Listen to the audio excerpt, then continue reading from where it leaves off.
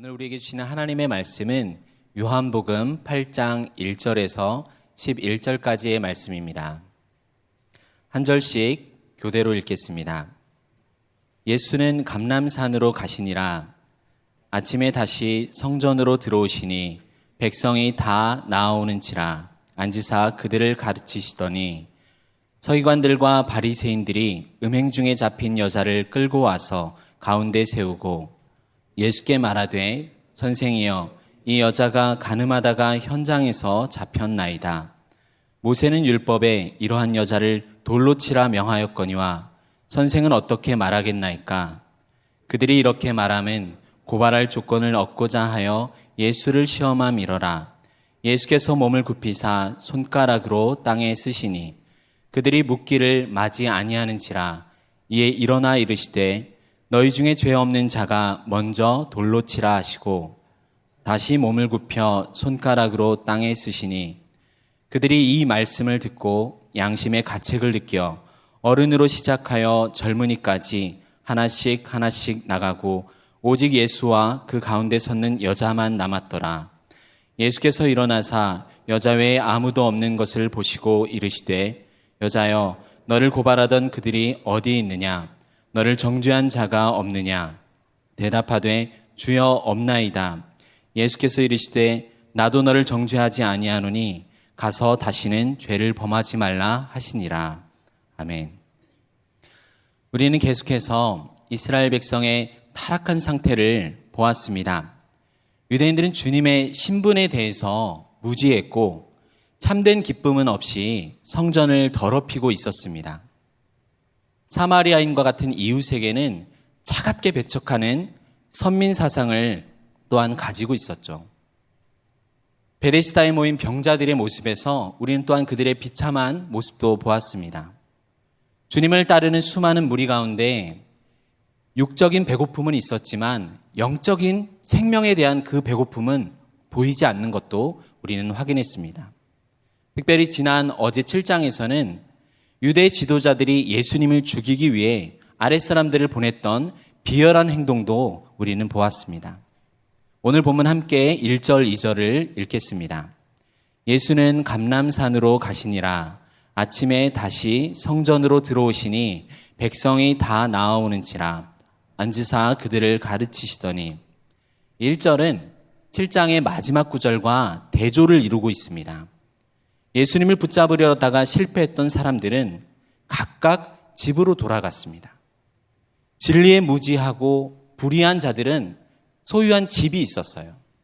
그러나 우리 주님께서는 머리 둘 곳 하나 없으신 그러한 분이셨습니다. 가장 부유하신 하나님께서 우리를 위하여 가장 가난해지셨습니다. 또한 이 감람이라는 올리브산에 하나님의 기름 부음 받으신 예수 그리스도께서 자주 기도하러 가셨던 사실을 우리는 누가복음에서 볼 수도 있습니다. 우리 성도님들 역시 이 거룩한 습관을 따라 기도하러 이 자리에 모인 모습이 참 귀하고 아름답습니다. 오늘 본문을 다시 보면 이제 주님께서 아침이 되자 다시 성전으로 들어오셨습니다. 그분 앞에 다양한 연령의 사람들, 여러 사회적 지위를 가진 사람들이 차별 없이 다 나와왔습니다. 주께서 그들 가운데 앉으시고 가르치고 계셨어요. 우리 3절부터 6절까지 함께 읽겠습니다. 서기관들과 바리새인들이 음행 중에 잡힌 여자를 끌고 와서 가운데 세우고 예수께 말하되 선생이여 이 여자가 간음하다가 현장에서 잡혔나이다. 모세는 율법에 이러한 여자를 돌로 치라 명하였거니와 선생은 어떻게 말하겠나이까? 그들이 이렇게 말함은 고발할 조건을 얻고자 하여 예수를 시험함이러라. 예수께서 몸을 굽히사 손가락으로 땅에 쓰시니. 전날 예수님을 붙잡기 위해서 예수님께 보냈다가 실패한 그 바리새인들이 이제 서기관과 함께 아주 기세등등하게 나타났습니다. 예수님께서 백성을 가르치는 게 끝날 때까지 기다리지 못하고 방해하였어요. 도저히 풀 수 없는 수수께끼와 같은 문제를 가져와서 한번 풀어보라고 무례하게 도전했습니다. 바로 간음한 여인을 현장에서 잡아서 법정에 데리고 가는 것이 아니라 세리와 죄인들의 친구이신 주님께로 데리고 온 것입니다. 이 간음이라는 것은 혼자서는 범할 수 없는 죄인데도 왜 함께 간음한 남자는 붙잡히지 않았는지 의문도 좀 들죠. 결국 이 여자에 대한 공정한 재판을 행하는 게 중요한 문제가 아니라 바로 예수님께 이 난처한 문제를 가져와서 함정에 빠뜨리려고 한 시험이었다는 것이 우리는 알 수 있습니다. 레위기 20장 10절을 보면 누구든지 남의 아내와 간음하는 자, 곧 그의 이웃의 아내와 간음하는 자는 그 간부와 음부를 반드시 죽일지니라. 이렇게 율법에서는 간음한 자를 반드시 죽이라고 명하고 있습니다. 또한 신명기 22장에는 약혼한 여자가 범한 간음에 대해서는 돌로 쳐서 죽이라고 나와 있습니다. 그래서 사람들은 모세는 이러한 율법에 여자를 돌로 치라 명하였는데 이 선생이라는 분은 어떻게 생각하십니까? 라고 도전한 것이죠. 율법에 정통한 이들이 예수님께 묻고 있습니다. 만약 주님께서 율법에 적힌 내용에도 불구하고 그녀를 보내라 이렇게 말씀하셨다면 율법을 폐하러 온 것이 아니라 완전하게 하려 왔다라고 하신 주님의 말씀은 어떻게 되는 걸까요? 그들은 주님의 말씀이 거짓이었다고 비난할 것입니다. 또는 반대로 그 여자를 돌로 치라 이렇게 말씀하신다면 사랑과 긍휼이 많으신 분이라는 예수님의 명예는 땅에 떨어질 것입니다.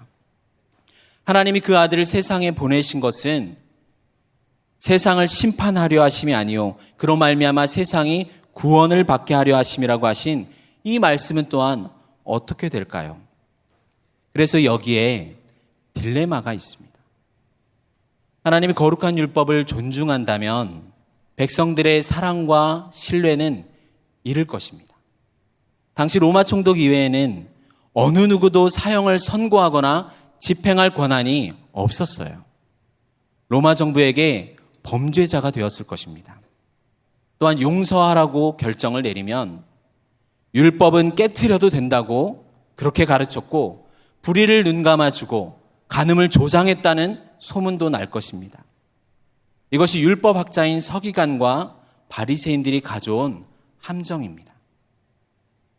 우리도 잘 알듯이 율법은 하나님께서 우리의 마음에 공의의 빛을 비추시기 위해 주신 것입니다. 그럼에도 이 대적들은 자기 의를 드러내고 상대방을 넘어뜨리려는 수단으로 사용했습니다. 이것을 볼 때 우리도 말씀을 들을 때 이 말씀은 오늘 나를 향한 하나님의 말씀이구나, 주님의 뜻이구나라고 믿음으로 순종하며 나한테 적용하는 것이 필요합니다. 그러나 그렇게 하지 않고 이 말씀은 내 가족 중에 누가 참 들으면 좋은데 아무기 집사님이 이 말씀 꼭 들었어야 하는데 이렇게 내가 아닌 다른 사람에게 적용하는 그런 것이 나와 상관없이 대할 때가 있지는 않은지 우리도 돌아보게 합니다. 주님 앞에 세워진 이 비참한 죄인은 어떻게 될까요? 유일한 소망은 하나님의 크신 자비에 달려 있습니다. 오직 은혜로만 구원받을 수 있습니다. 그러나 거룩하신 하나님의 은은 쌍그리 무시하고 어떻게 은혜를 베풀 수 있을까요? 정의와 사랑을 조화시킬 능력이 우리 인간에게는 없습니다. 서기관과 바리새인들도 이 답변을 분명히 알지 못했음이 확실합니다. 사탄조차도 이 문제에 대한 해결책을 태초부터 가지지 못했음이 분명합니다. 그러나 하나님은 죄인이 구원받을 방책을 처음부터 마련해 두셨습니다. 그 방책은 유일하게 그리스도에게 있습니다. 우리 주님의 행동에 주목해 볼까요? 6절 후반부에 보면 예수께서 몸을 굽히사 손가락으로 땅에 쓰시니 이렇게 나옵니다. 주님이 이 사건에서 취한 첫 번째 행동입니다. 대부분 성도님들이 궁금해하시는 걸 제가 한번 맞춰볼까요? 과연 주님께서는 뭐라고 쓰셨을까? 맞나요? 우리처럼 많은 사람들도 궁금해했습니다. 여인을 고발한 자들의 죄악을 적었을 수도 있고 악인과 하나 되어 거짓 증거하는, 그렇게 하지 말라는 그 죄를 썼을 수도 있습니다. 아니면 어쩌면 십계명을 적었을 수도 있습니다. 교회에서 오랫동안 지속되어 온 해석은 예레미야 17장 13절에 무릇 여호와를 떠나는 자는 흙에 기록이 되오리니 이는 생수의 근원이신 여호와를 버림이니이다. 이 말씀을 적지 않았을까 이었습니다. 그러나 성경은 무엇을 적었는지 말씀하지 않습니다. 오히려 예수님의 행동에 주목하게 합니다. 그래서 우리 스스로 추측하지 말고 성경이 스스로 해석하도록 맡겨보면 좋겠습니다. 사실 주님께서 손가락으로 쓰신 최초의 사건은 이번이 아닙니다. 우리 출애굽기 31장 18절을 함께 읽어보겠습니다. 여호와께서 시내산 위에서 모세에게 이르시기를 마치신 때에 증거판 둘을 모세에게 주시니 이는 돌판이요 하나님이 친히 쓰신 것이더라. 이 돌판은 당연히 땅에서 난 것이 분명하죠. 근데 친히라고 번역된 단어의 원문 뜻이 손가락입니다. 신명기 9장 10절에도 두 돌판의 글은 하나님께서 손으로 기록한 것이라고 말씀합니다. 그러므로 우리 주님께서 지금 땅에 쓰셨을 때 이 행동이 상징하는 깊은 의미가 있습니다. 너희가 내게 율법을 생각해 보라고 하는구나. 그런데 그 율법을 쓴 것이 바로 내 손가락이었어. 과거 모세에게 주신 돌판에 십계명을 쓰신 하나님이 자신이며 자신의 손가락이었음을 알려주시는 행동입니다. 죄인의 완고한 마음처럼 딱딱한 이 돌판 위에 하나님의 거룩하신 뜻을 적어주셨어요. 율법을 쓰신 하나님의 바로 그 손가락이 지금 그들 눈앞에서 땅에 무언가를 쓰고 계신 겁니다. 그리스도는 말씀이 이 땅에 육신을 입고 오신 하나님입니다. 자신이 거룩한 율법을 준 것이 맞다고 승인하는 행동입니다. 우리 함께 본문 7절을 읽어볼까요? 그들이 묻기를 맞이 아니하는지라 이에 일어나 이르시되 너희 중에 죄 없는 자가 먼저 돌로 치라 하시고. 그런데 여전히 주님께서 하신 행동의 참뜻을 사람들은 이해하지 못했습니다. 주님이 조용히 하시고 침묵하시는 것 같으니까 완전히 기세가 등등해서 쉬지 않고 질문을 퍼붓는 거예요. 하나님께서 주신 율법의 참된 목적은 잃어버리고 그 율법을 더 이상 존중하지 않는 대적자들의 모습입니다. 주님은 너희 중에 죄 없는 자가 먼저 돌로 치라 이렇게 말씀하셨어요. 물론 이렇게 큰 소리로 쳤는지는 모르겠습니다. 저들 중에 그리고 우리 중에 죄 없는 자가 있을까요? 모두 다 죄 아래에 있어서 죽어야 할 자들입니다. 가늠한 여인만 죽을 죄인이 아니라 하나님을 떠난 너희 모두가 죽어 마땅한 죄인이라는 것을 알지 못하냐는 주님의 말씀입니다. 우리가 조금 전 읽은 신명기 31장 18절에서 하나님께서 손가락으로 돌판에 십계명을 적으시는 그 순간에 무슨 내용이 이어지나요? 시내산 아래에서 모세를 기다리지 못한 이스라엘 백성들이 영적 간음을 하는 현장이 벌어집니다. 하나님께서는 애굽의 종이 되어 신음하던 이스라엘 백성들의 소리를 들으셨어요. 그들과 그들의 조상들과 한 약속을 기억하셨습니다. 이들을 수많은 기적으로 건져낸 창조주 하나님을 세상 나라 애굽이 숭배하는 소의 형상으로 만들어 이들은 예배하고 경배했습니다. 이는 너희를 애굽 땅에서 인도하여 낸 너희 신이라 이렇게 말하면서 제물을 드리고 춤추며 노래했어요. 모세가 산에서 내려오다가 이 요란한 소리를 들은 거예요. 그리고 가까이서 가서 보니까 백성들이 춤을 추고 있는 겁니다. 40일 주야를 금식하면서 받았던 하나님께서 친히 손가락으로 쓰셨던 그 돌판을 땅에 던져 깨트려 버립니다. 이는 영적 간음한 이스라엘 백성을 그들의 죄를 심판하는 행동이었어요. 던져진 돌판은 죄에 대한 심판을 드러냅니다. 그때 3,000명이 죽었어요. 모세가 다시 여호와께 나아갔습니다. 그리고 뭐라고 중보하냐면 그들의 죄를 사하여 주옵소서, 이렇게 중보기도를 합니다. 우리 다시 한번 본문으로 돌아와서 8절을 함께 읽겠습니다. 다시 몸을 굽혀 손가락으로 땅에 쓰시니. 참으로 복된 주님의 행동입니다. 하나님께서는 모세의 중보를 받으시고 다시 십계명을 돌판에 새겨주셨어요. 이 두 번째 돌판은 어떻게 되었나요? 다시 새겨진 돌판은 언약궤 안에 들어가고 그 위에 속죄소로 덮었습니다. 깨끗한 짐승의 피가 그 위에 뿌려질 때 죄를 용서해 주는 은혜가 베풀어졌습니다. 이는 율법으로 말미암아 사망 선고 받은 자들을 어떻게 구원하실지 미리 보여주신 것입니다. 무죄한 대속자의 흘린 피가 율법으로 정죄받은 자들에게 덮어져야 한다는 것을 이야기해 주는 거예요. 다시 새겨진 돌판은 그리스도의 보혈 아래에 있습니다. 오직 그리스도 안에서만 하나님의 공의와 하나님의 사랑이 서로 입을 맞춥니다.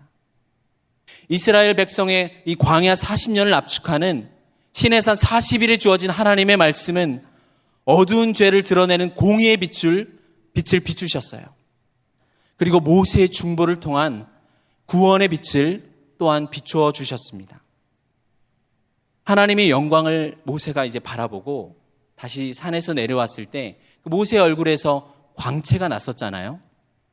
우리가 이제 내일 이어지는 본문에 보겠지만 주님께서 자신을 가리켜서 나는 세상의 빛이라 이렇게 말씀합니다. 오늘 본문 9절부터 11절까지 함께 읽겠습니다.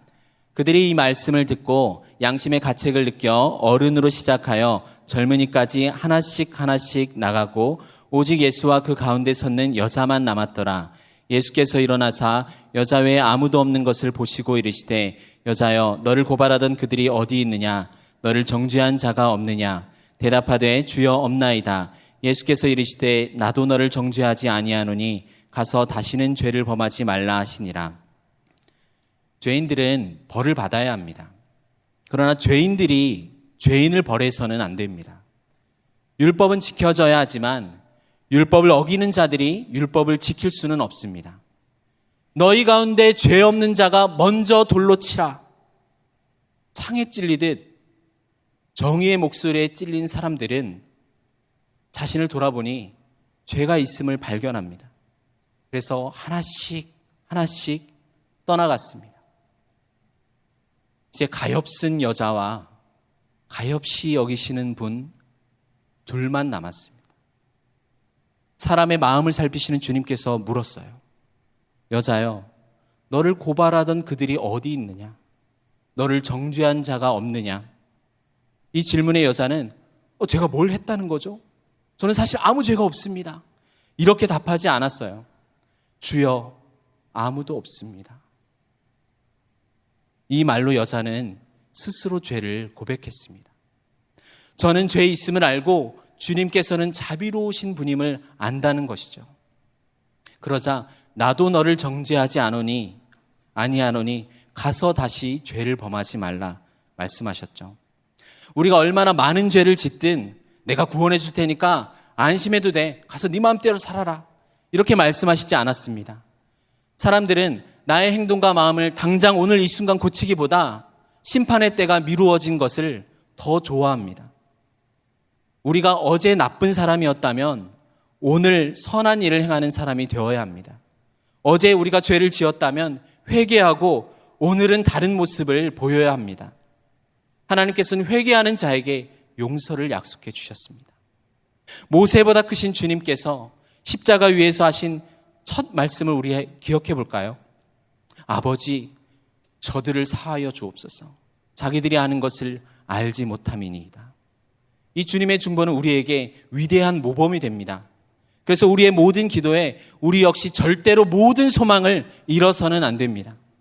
남편, 아내, 때론 제멋대로인 자녀를 위해서 기도하는 것은 절대로 시간 낭비가 아닙니다.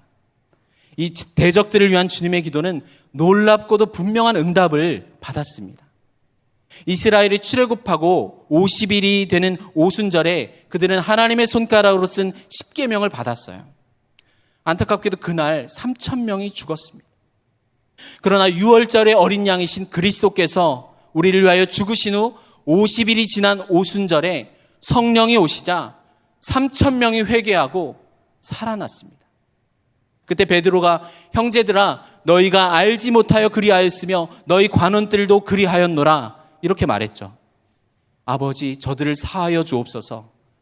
자기들이 하는 것을 알지 못함이다라는 예수님의 기도는 분명한 응답을 받았습니다. 우리 주님께서는 가늠한 여인을 정죄하지 않으셨습니다. 여기에 세상에서는 도무지 들을 수 없는 낯선 사실이 있죠. 그 이유는 가늠한 죄인을 위하여 죄 없는 분께서 대신 정죄받으셔서 죽으실 것이기 때문입니다. 사망은 나에게, 생명은 너에게로 역사하는 이 놀라운 사랑을 느끼시길 바랍니다. 주님은 죄가 전혀 없으신데도 나를 위해 수치와 고난을 받으셨습니다. 사랑하는 성도 여러분, 말씀에 순종하는 것이 광야 같은 이 우리 인생 속에서 마주한 모든 전쟁의 승패를 좌우합니다. 우리 힘으로 하는 게 아니죠. 하나님께서 참 남편이 되었어도 언약을 깨뜨린 이 가늠한 이스라엘 백성에게 그리스도의 십자가를 통한 새 언약을 주셨습니다. 최초부터 인간은 말씀을 버렸지만 말씀이신 하나님께서 우리에게 영원한 사랑으로 찾아오셔서 마침내 구원을 이루셨습니다. 이제 성령께서 하나님의 말씀을 돌판이 아니라 우리 마음에 기록하여 하나님은 우리의 하나님이 되고 우리는 하나님의 백성이 되게 하셨습니다. 우리의 돌과 같은 심령을 부드러운 살처럼 바꾸셨습니다. 오늘 하루도 말씀에 순종하는 우리를 인도하시고 마침내 구원을 이루실 것입니다. 그리스도의 몸된 교회에 성령의 열매를 맺게 하실 것입니다. 우리 함께 기도하시겠습니다. 하나님 아버지, 돌에 맞아 죽는 것이 마땅한 저희를 살리려고 말씀이신 하나님께서 오셔서 우리를 위해 대신 죽으셨음에 감사드립니다. 부활하신 주님께서 생명을 주시고 다시는 죄를 범하지 말라 명하셨으니 이제는 죄를 미워하고 온 마음과 힘으로 주님을 사랑하고 이웃을 사랑하는 하루가 되게 하여 주시옵소서. 예수님의 이름으로 기도드립니다.